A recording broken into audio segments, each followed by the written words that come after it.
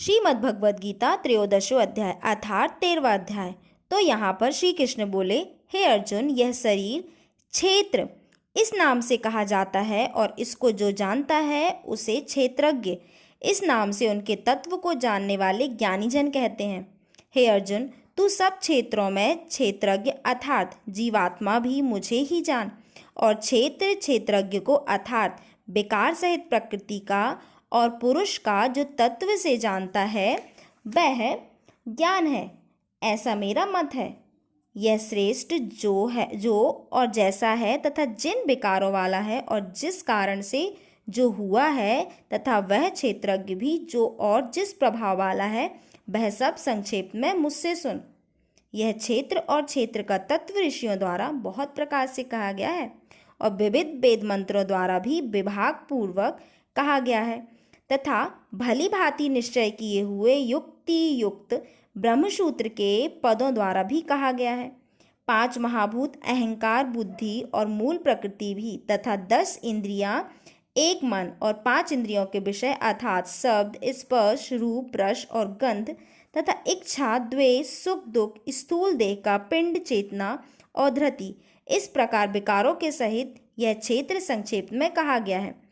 श्रेष्ठता की अभिमान का अभाव, दंभाचरण का अभाव, किसी भी प्राणी को किसी प्रकार भी ना सताना, क्षमा भाव, मन वाणी आदि की सरलता, श्रद्धा भक्ति सहित गुरु की सेवा, बाहर भीतरी की शुद्धि, अंतःकरण की स्थिरता और मन इंद्रियों सहित शरीर का निग्रह, इस लोक और परलोक के संपूर्ण भोगों में आसक्ति अभाव और अहंकार का भी अभाव, जन्म मृत्यु जरा और रोग आदि से दुख और दोषों का बार बार विचार करना, पुत्र स्त्री घर और धन आदि से आसक्ति का अभाव, ममता का ना होना तथा प्रिय और अप्रिय की प्राप्ति में सदा ही चिंत का सम रहना, मुझ परमेश्वर में अनन्य योग के द्वारा अव्यभिचारिणी भक्ति तथा एकांत और शुद्ध देश में रहने का स्वभाव और विषयासक्त मनुष्यों के समुदाय में प्रेम का ना होना, अध्यात्म ज्ञान में नित्य स्थिति और तत्व ज्ञान के अर्थ रूप परमात्मा को ही देखना, यह सब ज्ञान है। और जो इससे विपरीत है वह अज्ञान है। ऐसा कहा है, जो जानने योग्य है तथा जिसको जानकर मनुष्य परमानंद को प्राप्त होता है उसको भली भांति कहूँगा। वह अनादि वाला परम ब्रह्मा ना सत ही कहा जाता है और ना असत ही। वह सब ओर हाथ पैर वाला, सब ओर नेत्र, सिर और मुख वाला तथा सब ओर कान वाला है, क्योंकि वह संसार में सबको व्याप्त करके स्थित है। वह संपूर्ण इंद्रियों के विषयों को जानने वाला है, परंतु वास्तव में सब इंद्रियों से रहित है तथा आसक्ति रहित होने पर भी सबका धारण पोषण करने वाला और निर्गुण होने पर भी गुणों को भोगने वाला है। वह चराचर सब भूतों के बाहर भीतर परिपूर्ण और चराचर भी वही है, और वह सूक्ष्म होने से अविज्ञेय है तथा अति समीप में और दूर में भी स्थित वही है।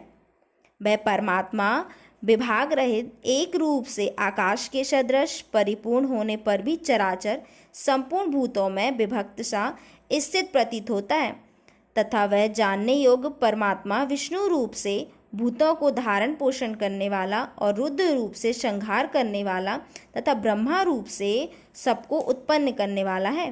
वह परम ब्रह्मा ज्योतियों का भी ज्योति, एक माया से अत्यंत परे कहा जाता है। वह परमात्मा बोध स्वरूप जानने के योग्य एवं तत्व ज्ञान से प्राप्त करने योग्य है और सबके हृदय में विशेष रूप से स्थित है। इस प्रकार क्षेत्र तथा ज्ञान और जानने योग्य परमात्मा का स्वरूप संक्षेप में कहा गया है। मेरा भक्त इसको तत्व से जानकर मेरे स्वरूप को प्राप्त होता है। प्रकृति और पुरुष इन दोनों को ही तू अनादि जान और राग द्वेषादि विकारों को तथा त्रिगुणात्मक संपूर्ण पदार्थों को भी प्रकृति से ही उत्पन्न जान। कार्य और करण और उत्पन्न करने से हेतु प्रकृति कही जाती है और जीवात्मा सुख दुख के भोक्तापन में अर्थात भोग में हेतु कहा जाता है।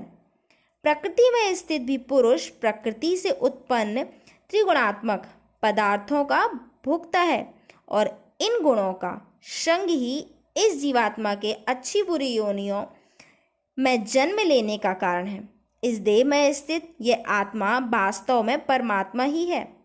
वह साक्षी होने से उपदृशा और यथार्थ संपत्ति देने वाला होने से अनुमंता, सबका धारण पोषण करने वाला होने से भरता, जीव रूप से भोक्ता, ब्रह्मा आदि का भी स्वामी होने से महेश्वर और शुद्ध सच्चिदानंद होने से परमात्मा ऐसा कहा गया है।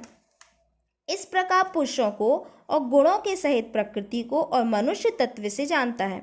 वह सब प्रकार से कर्तव्य कर्म करता हुआ भी फिर नहीं जन्मता। उस परमात्मा को कितने ही मनुष्य तो शुद्ध हुई सूक्ष्म बुद्धि से ध्यान के द्वारा हृदय में देखते हैं, अन्य कितने ही ज्ञान योग के द्वारा और दूसरे कितने ही कर्म योग के द्वारा देखते हैं अर्थात प्राप्त करते हैं।